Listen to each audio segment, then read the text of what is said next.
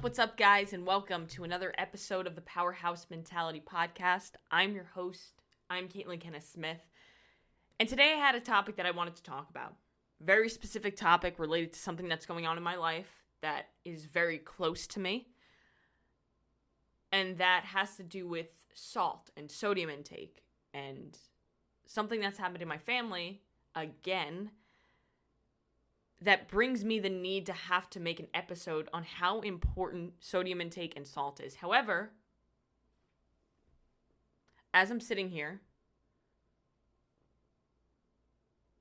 on Thursday,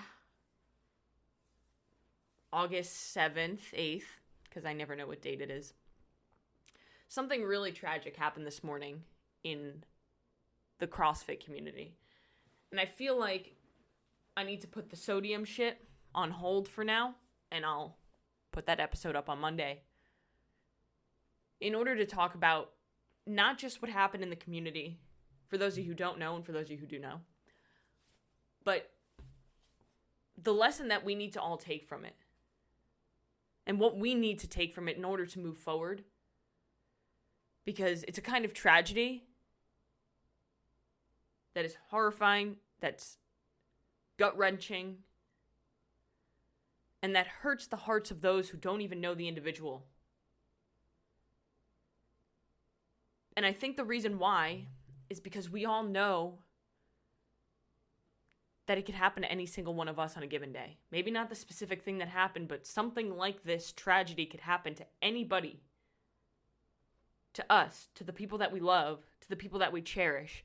And I think moving from this, we need to take something from it. But first, let me give a little bit of context on what I'm talking about, because some people may know, most people probably have an idea by the time I put this episode up on Friday. I might put it up Thursday night, depending. But this morning was the first event of the 2024 CrossFit Games. The pinnacle of CrossFit, the weekend that everybody looks forward to every single year, whether you're a fan of CrossFit, whether you're an athlete, whether you're someone who's competing or somebody who's just watching. It's exciting, it's exhilarating, and for those athletes who are competing, this is everything that they work towards throughout the entire year, all in one weekend. And this morning, they kicked off the first event with the individual men and the individual females doing the run-swim event. So what that entailed was a 3.5-mile run into, it was around 800 and some odd meters of a swim, open water swim.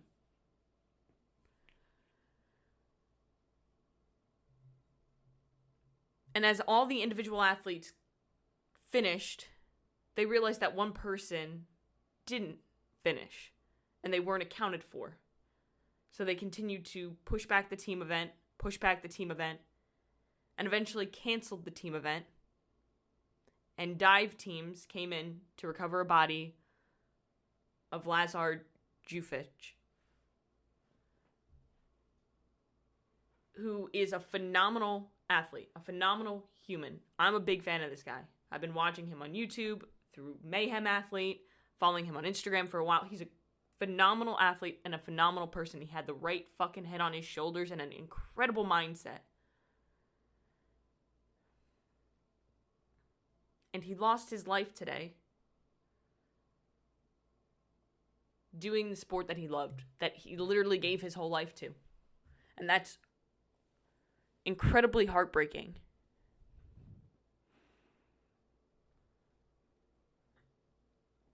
Now, of course, I'm going to bring up a little bit of the controversy behind it as far as could this have been prevented. And I know that there are so many people, who are those keyboard warriors on social media who are just spewing in the comment sections of all these posts that CrossFit puts up and all the people who cover CrossFit media and things of that nature, and they're putting all these comments and all their thoughts about the event and what they believe could have happened and how they saw it. And I think that it's impossible for us to truly know what happened and impossible for us to truly make assumptions on whether or not this could have been prevented or whether it truly was negligence from CrossFit itself. Now, when you look at the video, the live stream that was taken down, however, it's also, you can find clips of it, of the moment that you see him by the finish, 100 meters from the finish, you kind of see Tia Toomey's finishing, and you see in the background his head kind of bobbing up and down, and then you don't see him again. And then they go to an aerial view, and you see a spectator on the side jump into the water to try to help. But of course, like, what are they going to do, right? They're too far away. There's a lot going on, you know. And then, of course, people point out, like, well, there are people on paddleboards. There are people on buoys. What the fuck are they doing? Like, where are these lifeguards? Where are the people who are supposed to keep the athletes safe?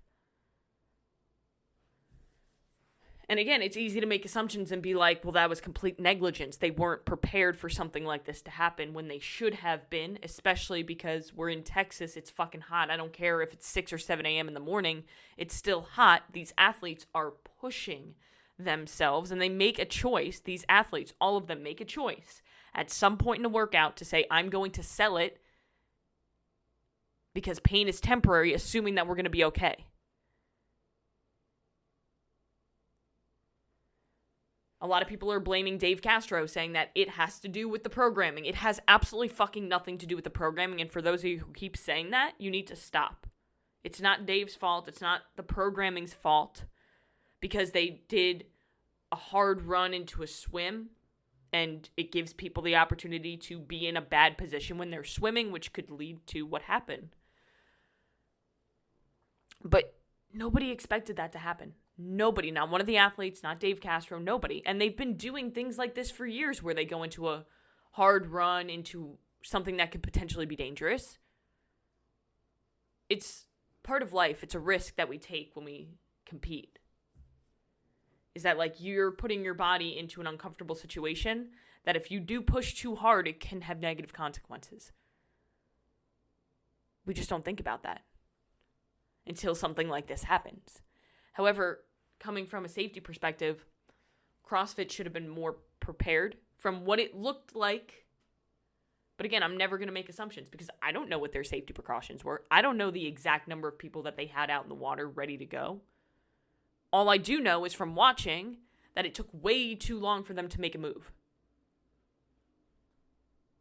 Which sucks. It sucks for the CrossFit community. It sucks for CrossFit as a whole. But that doesn't matter. And I think so many people are getting so caught up in the fact that, like, oh, it was negligence, oh, CrossFit, like talking shit on CrossFit and trying to put a blame on somebody when somebody fucking lost their life. Stop trying to blame somebody for it.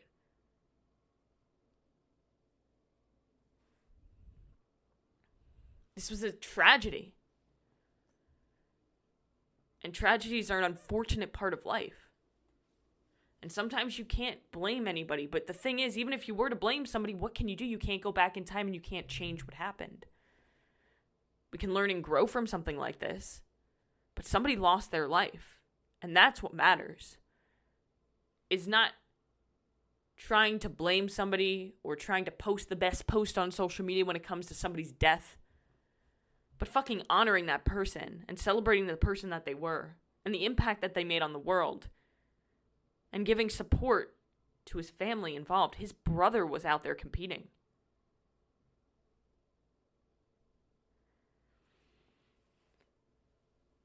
So what do we take from this? Right? I mean, it's a horrible tragedy. And I'll keep saying that because, like, I'm honestly gutted and shocked. Because I never could have thought this would happen, and nobody did. But I like to think a little bit too much into things when it comes to life. Like, have you ever just sat down and been in, like, a weird space and just thought really deeply about something? And it just kind of freaks you out a little bit. And I've been thinking about this, like, my whole life. Like, there have been times when I was a kid, when I was a teenager, when I'd think about, like, fuck. Like, life goes by really fast, right? Like, life is really short. Like, wow, that changed really fast. Wow, I didn't see that coming. And when you think about, like, man, I'm just like this one little speck on this big-ass planet. And my life is literally like a flicker. Like, I'm here for a moment. Snap my fingers and I'm fucking 29. And then you look back at, like, the day prior. Or like an event happens in your life, something that completely changes everything, and you're like, whoa, I didn't see that coming, and that changed literally everything. Do you think Lazar, as he lined up this morning for this event, could have even imagined that he was 40 minutes away from dying? And that's something scary to think about, and like I get emotional talking about it. Because we don't know when our last chance on this earth is going to be. And so many of us take every day for granted. We wake up and we complain. We wake up and we don't take action because of all of the excuses that we come up with. Or we don't call the person that we love because we can do that tomorrow, right? You don't tell your spouse that you love them every day because they're there, right? Like, we take that for granted. Life changes so fucking quick, and one thing could happen that could change everything for you. So I think it's so important from this experience to take, hey, life is really fucking short, and one day you're going to wake up, and it will be your last chance on this earth. But you won't know when that day is. So all that you can do is live your fucking life. Live your damn life.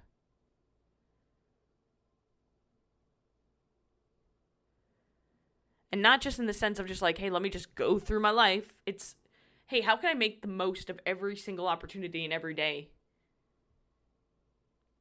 And a lot of people might think that sounds stupid. Like, am I going to go throughout my entire day and be like, hey, today's my last shot. I might as well go all in. Yeah, I think you fucking should.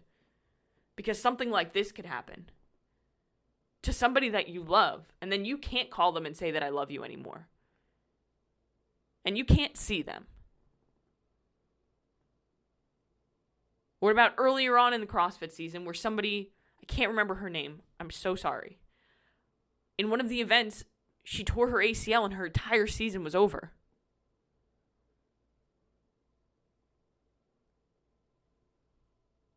It's a little less extreme, but in the sense where she had no idea that that was going to happen, and now everything changed, and she has to navigate that.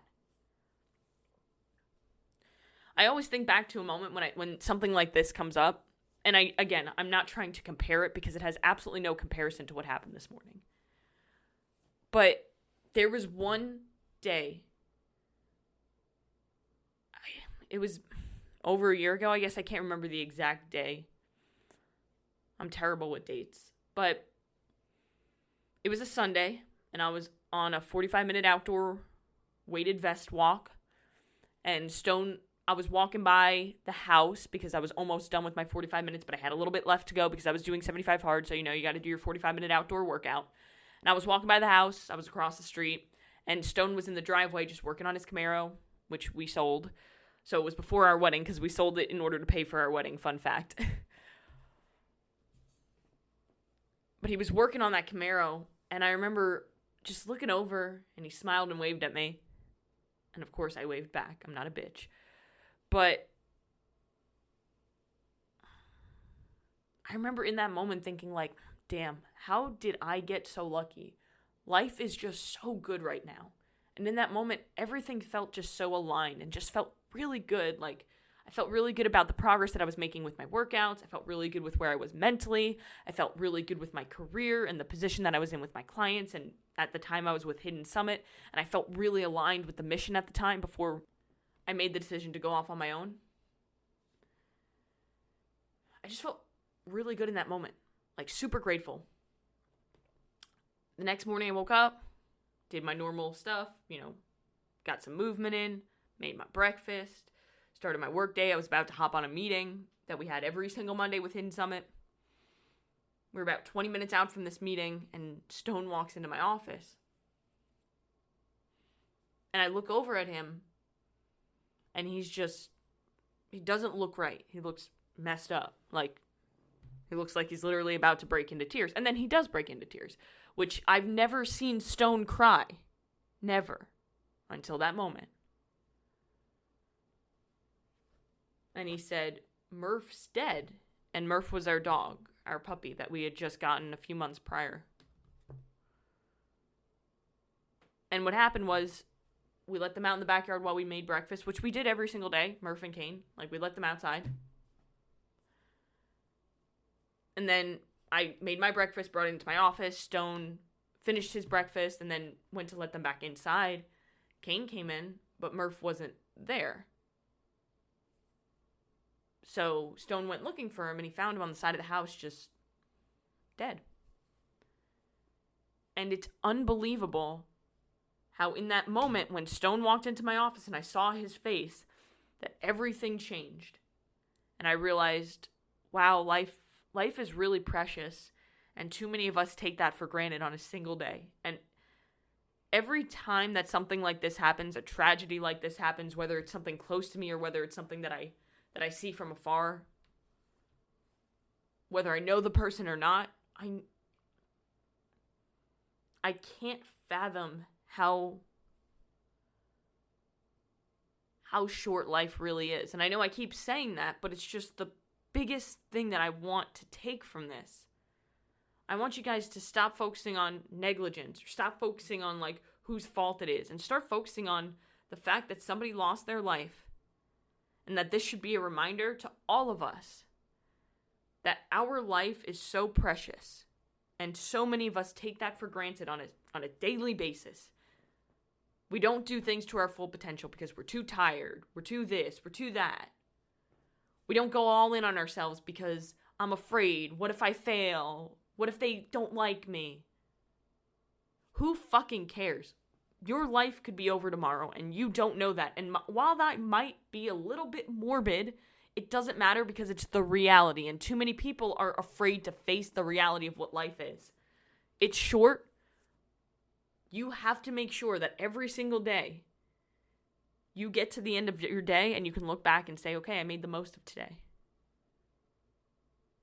Remind yourself the intention that you're setting at the beginning of your day in order to make it the best day that you possibly can. And I think the most important thing is if you love somebody, tell them, and tell them often.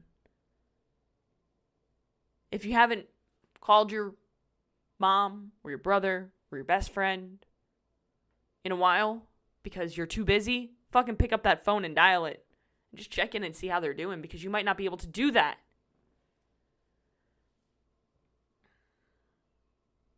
So again, this is a horrible tragedy for the CrossFit community, for Lazar's family, and I don't have much more to say, because this is heartbreaking, and I couldn't even imagine being his family right now and all of the emotions that they must be feeling. But the thing that I want you to remember,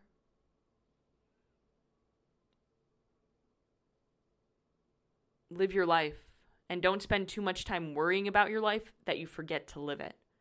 And go out and do one thing that's going to take you one step closer to where you want to be. Hey guys, so before you go, I hope that some of you are still here. I got off this episode of the podcast, opened up my Instagram, and I saw a ton of athletes from the CrossFit Games posting a link to a GoFundMe for Lazar's family. So what I will do is I'm going to link that GoFundMe for Lazar in the show notes. If you can donate, amazing. If you can't, all you have to do is show your respect for the family and send your love and prayers. Again, guys, make today great.